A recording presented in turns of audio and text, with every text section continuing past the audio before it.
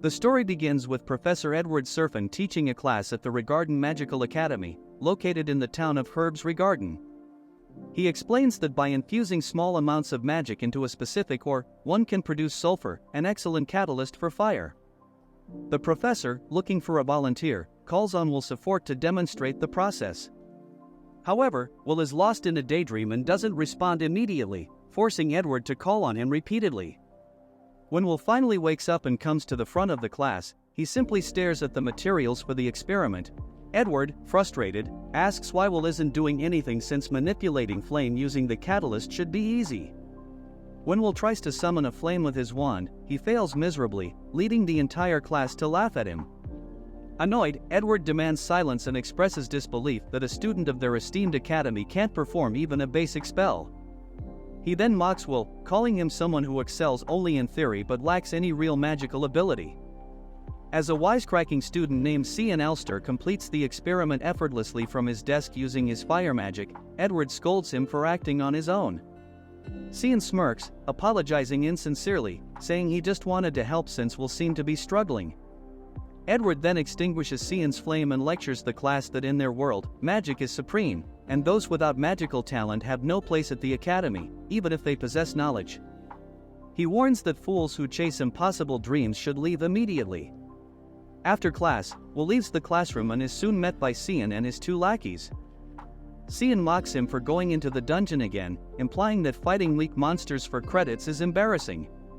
Before the bullying can escalate, a girl named Colette comes to Will's defense, telling Cian to stop. Cian sneers, asking why someone as prestigious as Colette is defending someone like Will. Cian dismisses her, claiming that kindness and hard work won't help someone become a great mage or achieve an unattainable dream like becoming a magia vendor. As Colette walks with Will afterward, she encourages him not to let Cian and the others get to him, criticizing Professor Edward as well. Will, however, admits that they're right, he can't use magic. He jokingly adds that he's lucky to have a cute girl like Colette worrying about him, which flusters her. She tells him that flattery won't get him anywhere and warns him not to compliment other girls so freely. As they walk, Will gazes at the sky, mentioning how beautiful it is. In the distance, they see a massive tower, home to the 5 greatest wizards of the world, known as Magia Vanders, who uphold the sky. The narrative explains that long ago, the world lived in fear of the celestial host, and the sky was unknown. 5 wizards rose up, defeating the celestial invaders, sealing the sky, and bringing peace. These wizards were honored with the title of Magia Vander, a highest accolade, and every mage dreams of achieving it. Colette asks Will if the ice maiden Alfaria Albez, one of the Magia Vanders, is watching over them today. Will reminisces about his past with Alfaria, a childhood friend who had once told him about the real sky, the sun, and the moon beyond the sealed sky. Alfaria had promised they would see the sunset together one day if they became Magia Vanders. Though Will admits that it was a childish dream, Alfaria had the talent to achieve it and became the youngest Magia Vander in history, while Will, without magical ability, remains a dreamer. The scene shifts to another professor, Werkner, reprimanding Will for venturing as far as the 7th floor of the dungeon. Will apologizes, but Werkner warns him that he'll get himself killed at this rate. When Werkner confirms that Will defeated one evil guard and earned 2 credits, Will is thrilled. However, Werkner questions if Will still dreams of becoming a Magia Vander. Will wonders if that's wrong, and Werkner explains that to achieve such a dream, Will needs to advance to the Upper Institute, requiring many credits and mastery in spellwork, something impossible without magic. Will argues that's why he's trying to earn credits through practice, but Werkner warns that advancing through practice credits alone is nearly impossible, especially for someone without magic. He doubts whether Will can even graduate, pointing out that Will still lacks the credits needed to pass his next exam. Will realizes he only has 2 days to earn 4 more credits, so he searches his notes for a monster worth that much. Werkner hints that a Baskerville recently appeared on the 6th floor, and no one has taken it down yet.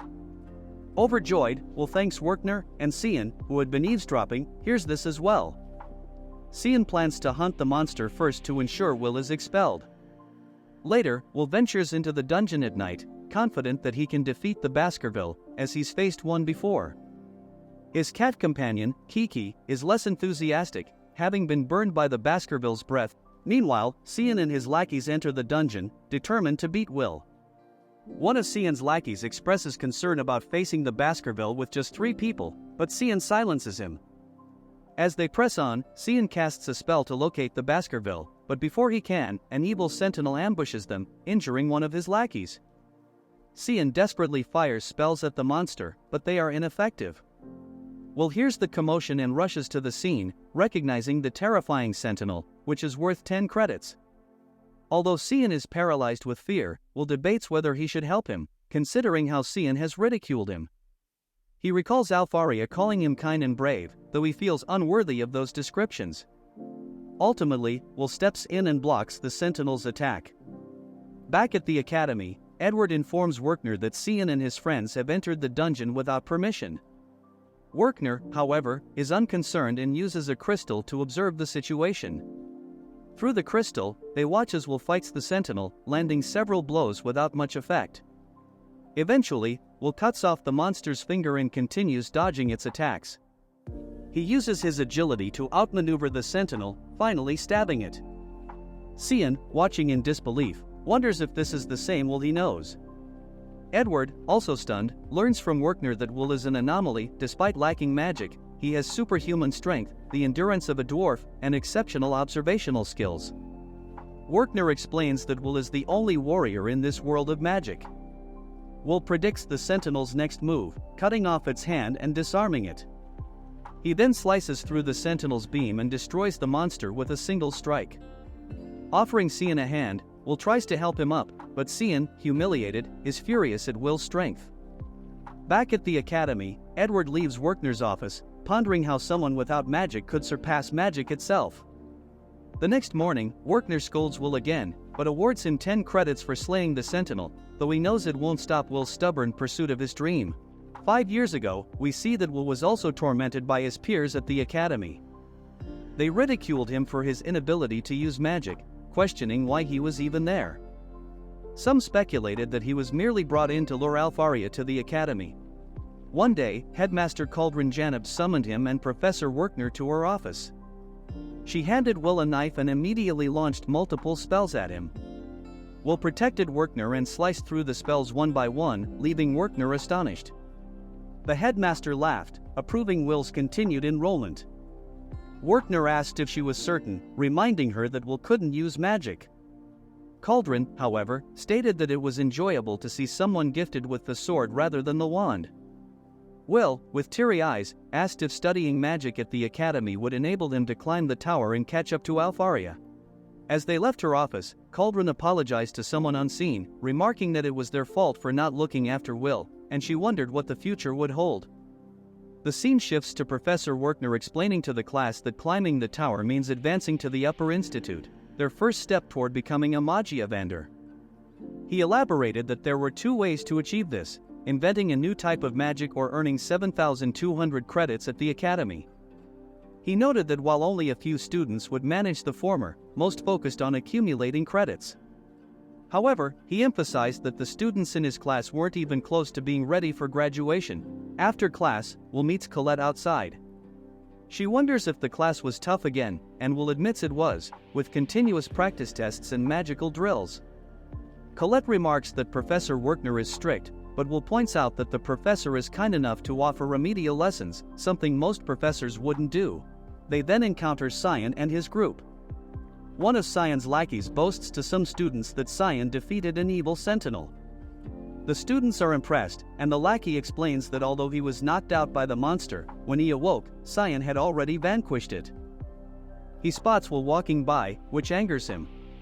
He grabs Will by the collar, accusing him of messing with him. Will stays silent, and Colette asks Cian what he's trying to do. Cian eventually lets go of Will and storms off. Colette asks if something happened between them, but Will brushes it off, saying it was nothing significant. Later, the scene shifts to Professor Edward requesting Will's expulsion from the academy. The headmaster, puzzled by this sudden suggestion, refuses, noting that Will is in his 6th and final year. Edward argues that Will doesn't belong at the academy since he's a warrior, not a mage, and that he seeks to surpass mages with his sword. The headmaster reviews Will's academic records, noting his consistently high scores in writing and insightful reports. She muses that, despite his inability to use magic, Will shows potential as an artificer or healer, with endless possibilities. Edward acknowledges this but insists the issue is Will's desire to become a Magiavander. The headmaster agrees that this poses a problem and tells Edward to test Will himself. If Will fails, she says, she will leave his fate in Edward's hands.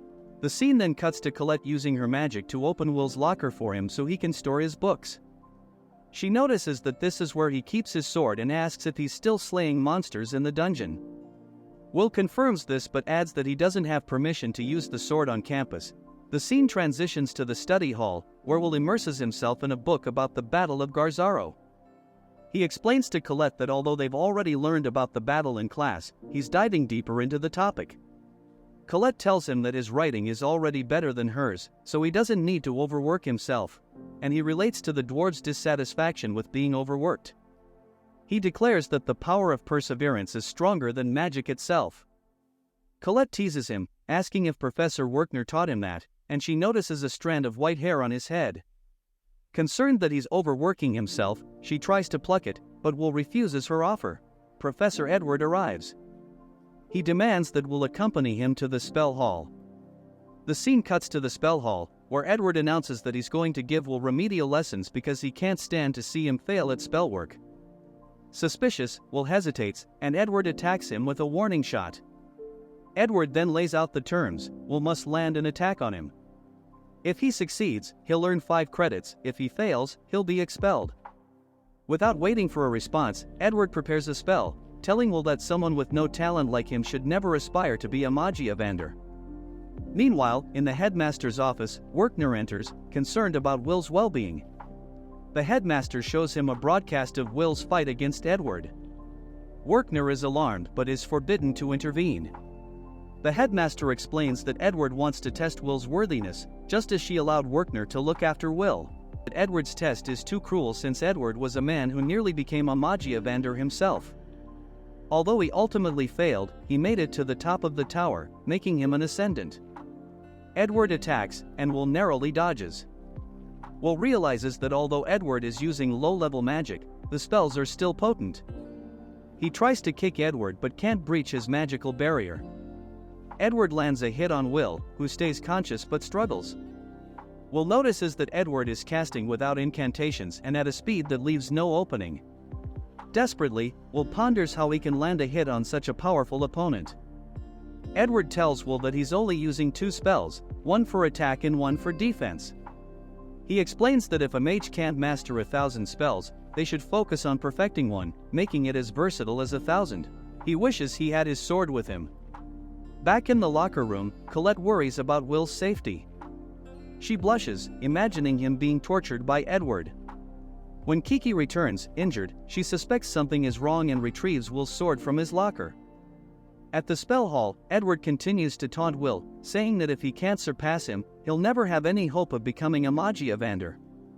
He compares the dwarves' revolt in the Battle of Garzaro, where 10,000 dwarves were stopped by a single mage. Edward steps on Will's head, telling him to admit that the wand is mightier than the sword and to give up on his ambitions. But Will refuses to yield. He declares that he still wants to become a Magiavander. Edward, surprised, asks what drives him to pursue such a goal and whether he has some noble cause. With a determined look, Will reveals that he simply wants to be with the girl he loves. Edward is stunned by this confession, unable to believe that Will strives to reach the pinnacle of magic for such a trivial reason. Will resolutely states that for him, this reason is more than enough, and he vows to watch the sunset with Alfaria from the top of the tower one day. Colette hands Will his sword, and he prepares to give everything he has. Edward attacks again, but Will slices through the spell, shocking Edward. Realizing that Will wields a Moria sword, Edward braces for another confrontation. Will, trembling with fear, acknowledges that this is the wall he must overcome if he is to achieve his dream. Although every fiber of his being wants to flee, he knows he must press forward.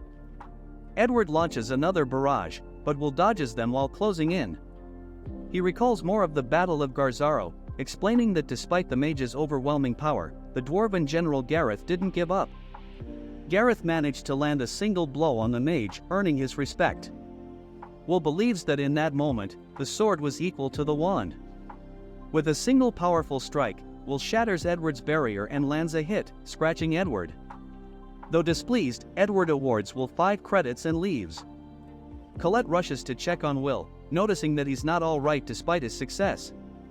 The headmaster ends the broadcast of their fight, both she and Werkner are astonished by Will's strength.